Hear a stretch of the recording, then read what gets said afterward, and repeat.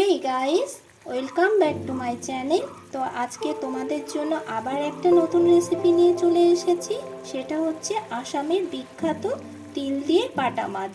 তো তিল দিয়ে বাটা মাছ আমি কিভাবে রান্না করব আর কি কি উপকরণ দিয়ে রান্না করব চলো দেখে নাও। বাটা মাছ তিল দিয়ে রান্না করার জন্য এখানে আমি 8 পিস মাছ নিয়েছি আর এখানে নিয়েছি 1 বাটি তিল। বাটা মাছগুলোর গায়ে আমি অল্প পরিমাণে লবণ, হলুদ আর কাশ্মীরি লঙ্কার গুঁড়ো দিয়ে দিয়েছি। এবার আমি মাছগুলোকে খুব ভালোভাবে মেখে নেব। তো মাছগুলো আমার খুব ভালোভাবে মাখা হয়ে গেছে।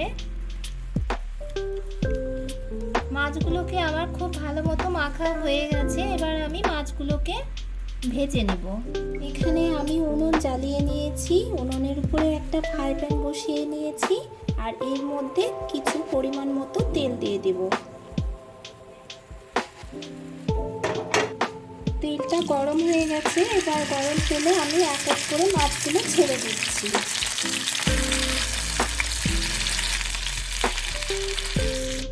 মাছ ভালো করে ভাজার জন্য আগে তেলটা খুব ভালো মতো গরম করে নিতে হবে, না হলে মাছগুলো আটকে যাবে।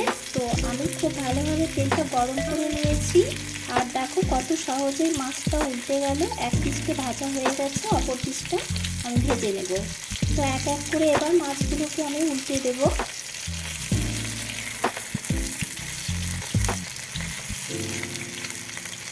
মাছগুলোকে আমি সব উল্টে দিয়েছি। এবার অপর পিসটাটাও আমি খুব ভালো করে ভেজে নেব।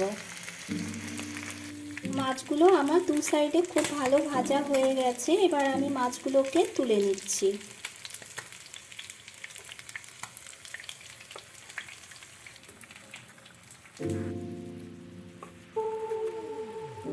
মাছগুলোকে আমি তুলে নিয়েছি।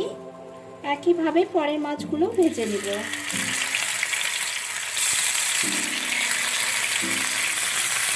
দ্বিতীয়বারের মাছগুলো আমি ভেজে তুলে নিয়েছি। আমার সব মাছগুলো ভাজা হয়ে গেছে।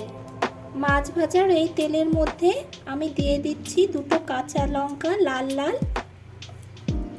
আর কিছু কালো জিরে দিয়ে দিচ্ছি। এখানে আমি শুকনো লঙ্কা বা শুকনো লঙ্কার গুঁড়ো কোনোটাই ইউজ করব না। দুটো কাঁচা লঙ্কা আর কালো জিরেটাকে আমি তেলের মধ্যে একটু ভালো করে ভেজে নিব। আর এটা থেকে একটা সুন্দর স্মেল বেরোবে তখন আমি দিয়ে দিব এর মধ্যে আদা বাটা, রসুন বাটা। ততক্ষণ আমি এই ফোড়নটাকে তেলের মধ্যে ভালো করে ভেজে নিই।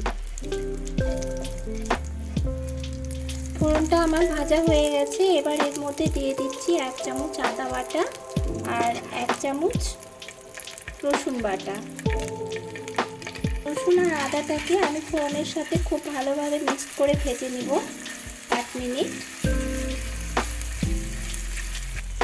1 মিনিট আমার আদা আর রসুনটা খুব ভালো মতো ভাজা হয়ে গেছে। এবার এর মধ্যে সামান্য পরিমাণে আমি হলুদ গুঁড়ো দিয়ে দিচ্ছি। পরিমাণটা বেশি দেওয়া চলবে না এখানে। আর দিয়ে দিচ্ছি স্বাদ মতো লবণ 2 চামচ। লবণটা তোমরা যে যেরকম গ্রেভি রাখবে তার উপরে ডিপেন্ড করে লবণটা দিবে। তো আমি এখানে আমার যেরকম গ্রেভি আমি তার উপরেই আমি লবণটা সেই রকমই ডিপেন্ড করে দিয়েছি। এবার আমি এই সবগুলো ভালো মতো মিক্সড করে নিচ্ছি, লবণ হলুদ। এবার আমি দিয়ে দিব তিল বাটা। তো শিলনোড়ায় আমি তিলটাকে খুব ভালো মতো বেটে রেখেছিলাম। এবার এটা আমি এর মধ্যে দিয়ে দিচ্ছি। এবার তিলটা আমি আবারও নেড়ে চেড়ে 1 মিনিট ভালো করে ভেজে নিব। তিলটা বেশি ভাজা যাবে না, তাহলে তিতা হয়ে যাবে। যার জন্য তিলটাকে খুব অল্প সময় ভেজে নিতে হবে। তিলটাকে আমি লো ফ্লেমে 1 মিনিট ভেজে নিয়েছি। বেশি ভাজার দরকার নাই, তিল বেশি ভাজলে তিতে হয়ে যায়। তো এবার আমার এখানে দিয়ে দেব গরম জল।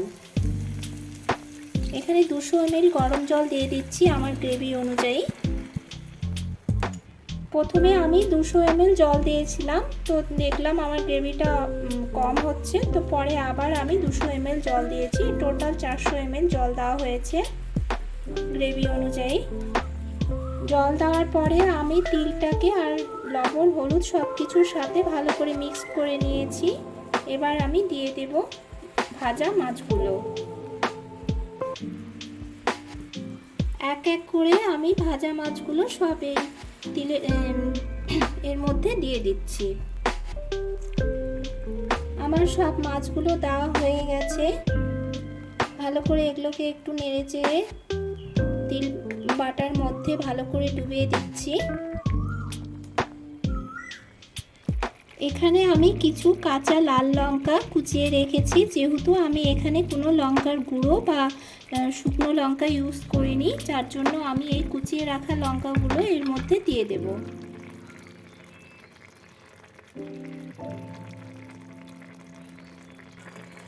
এরপরে এর মধ্যে আমি স্বাদ মতো একটু চিনি দিয়ে দিচ্ছি।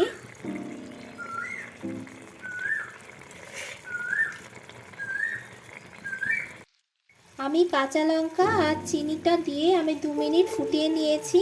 এবার আমি গ্যাসের ফ্লেমটা অফ করে দিয়ে আমি 2-3 মিনিট ঢেকে রেখে দেব। তারপরে আমি সার্ভ করব। 2 মিনিট পরে আমি চলে এলাম। এবার ঢাকনাটা খুলে দেখে নেব। ঢাকনাটা খুলে দেখে নিচ্ছি, রেডি হয়ে গেছে। এবার এর মধ্যে আমি 2 চামচ কাঁচা তেল দিয়ে দেব সর্ষে, 1 চামচ, আরও 1 চামচ। ফ্রেন্ডস, আমি আসামের বিখ্যাত তিল দিয়ে বাটা মাছ রান্না সার্ভ করে দিয়েছি। তো তোমরাও একবার বাড়িতে এই তিল দিয়ে বাটা মাছ রান্না করো, আর এতে খেতে অসাধারণ। আমার এই রেসিপিটি যদি তোমাদের ভালো লেগে থাকে তো একটা লাইক করো, কমেন্ট করো, আর আমার চ্যানেলের নতুন বন্ধু হয়ে থাকলে আমার চ্যানেলটিকে অবশ্যই সাবস্ক্রাইব করো। Thank you.